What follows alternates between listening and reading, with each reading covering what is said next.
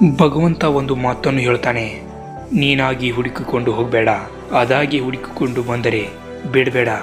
ಹಾಗೆ ಈಗಿನ ಕಾಲದಲ್ಲಿ ಒಳ್ಳೆಯದನ್ನು ಮಾಡಿ ಬದುಕಿದರೆ ದಡ್ಡ ಎನ್ನುತ್ತಾರೆ, ಅದೇ ಮೋಸ ಮಾಡಿ ಬದುಕಿದರೆ ಬುದ್ಧಿವಂತ ಎನ್ನುತ್ತಾರೆ. ಇಷ್ಟೇ ಜೀವನ. ಹಾಗೆ ಬದುಕಿದಾಗ ಪಾಪಿ ಎನ್ನುತ್ತಾರೆ, ಸತ್ತಾಗ ಪಾಪ ಎನ್ನುತ್ತಾರೆ. ಯಾರು ಏನು ಅಂತಾರೆ ಎಂದು ಯೋಚನೆ ಮಾಡುತ್ತಾ ಕುಳಿತುಕೊಳ್ಳಬಾರದು. ನಮ್ಮ ಮನಸ್ಸಿಗೆ ಬಂದಂತೆ ನಾವು ನಡೆಯಬೇಕು. ಗೆಳೆಯ, ದಾನ ಮಾಡಿದರೆ ಹಣ ಹೋಗುವುದಿಲ್ಲ. ಗಡಿಯಾರ ಕೆಟ್ಟರೆ ಗಡಿಯಾರ ನಿಲ್ಲುತ್ತದೆ, ಸಮಯ ನಿಲ್ಲುವುದಿಲ್ಲ. ತಪ್ಪನ್ನು ಮುಚ್ಚಿಟ್ಟುಕೊಳ್ಳುವುದರಿಂದ ತಪ್ಪು ಮುಚ್ಚುತ್ತದೆ, ಆದರೆ ನಿಜ ಮುಚ್ಚುವುದಿಲ್ಲ.